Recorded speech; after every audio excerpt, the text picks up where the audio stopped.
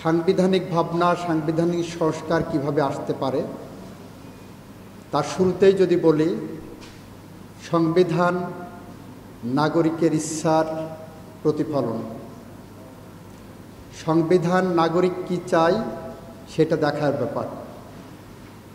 যে নাগরিক তার বাংলাদেশকে স্বৈরাচারের থাবা থেকে ফিরিয়ে এনে তার নিজের হাতে নিয়ে ফেলেছে, তাদের ভাবনাটা কি? তাদের ভাবনা আমি যদি মোটা দাগে বলি, আমি একজন নাগরিক, আমি কি চাই? আমি চাই একটি নিঃশঙ্ক চিত্তে এই বাংলাদেশে বসবাস করতে। আমি একজন নাগরিক, আমি চাই আমি যাতে যে কোনো পরিস্থিতিতে ন্যায় বিচার পাওয়ার অধিকার রাখি। আমি নাগরিক, আমি চাই আমার জীবনের অধিকার সবার আগে যেন নিশ্চিত করা হয়। আমি নাগরিক, আমি চাই, আমি কথা বলতে চাই, আমার কণ্ঠ যাতে কেউ রুদ্ধ না করে। আমি নাগরিক, আমি চাই, আমি লিখতে চাই, আমার হাত যেন শিকলে বন্দী না হয়।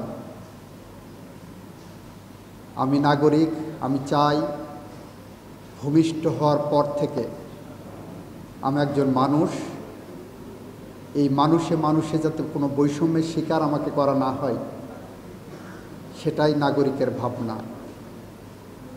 এই ভাবনাগুলো আরও বেশি প্রস্ফুটিত হয় যখন আমি চিন্তা করি আমি ব্যাংকে যাব, এখানে যাতে কোনো প্রায়োরিটির বেসিস না থাকে।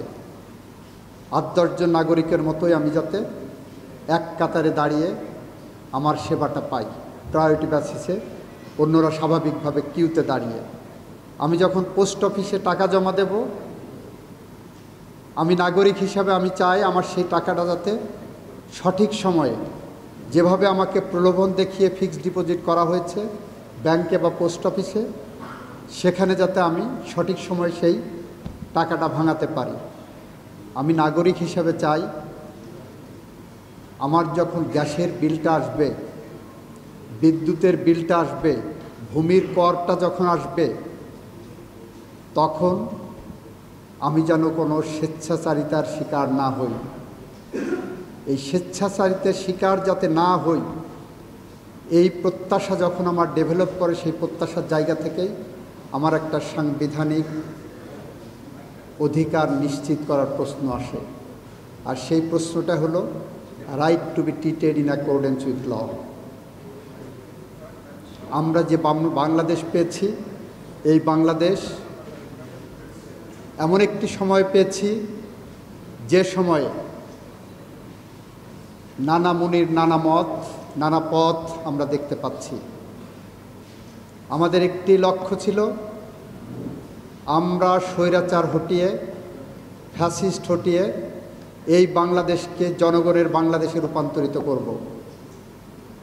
আজকে সংস্কারের নামে বাংলাদেশে যে বিভিন্ন রকম প্রস্তাবনা আসছে, সেটাকে সাধুবাদ জানায় একদিকে, একই সাথে এটাও আমাদের ধারণ করতে হবে এই প্রস্তাবনা আমি যেটা দিচ্ছি আমিই সঠিক আর সব কিছু ভুল, এই ধারণা থেকে আমাদের বের হয়ে আসতে হবে। যদি না আসি, তাহলে জুলাই চেতনা, জুলাই ভাবনা এবং সাংবিধানিক ভাবনা, সাংবিধানিক চেতনা, সাংবিধানিক প্রত্যাশা ভুলুণ্ঠিত হবে। আপনারা যারা 5টা টিম বিভিন্ন সেক্টরে যে উপস্থাপনাগুলো করেছেন, সামনে বসে দেখছিলাম, মনে মনে ভাবছিলাম, তারুণ্যের স্বপ্ন, মনে হয় বিশ্বকে জয় করার জন্য হাতে সব কিছু দিয়ে দেওয়া যায় বা সব কিছু ছিনিয়ে আনা যায়, সব কিছু প্রত্যাশা করা যায়।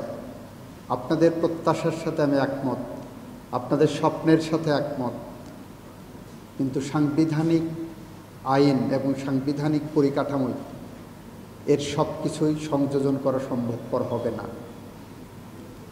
কোনো দেশেই হয় না। যেটা বলেছেন অবশ্যই এটা ইনকর্পোরেট করা উচিত সাংবিধানিক আইনে না, সংবিধানে না। যেমন রাইট টু ইনফরমেশন, এটা অবশ্যই হওয়া উচিত, তবে এটা সাংবিধানিক আইনে হবে নাকি স্ট্যাটিউটরি ল, মিউনিসিপ্যাল লতে হবে, সেটা পলিসি ডিসিশন।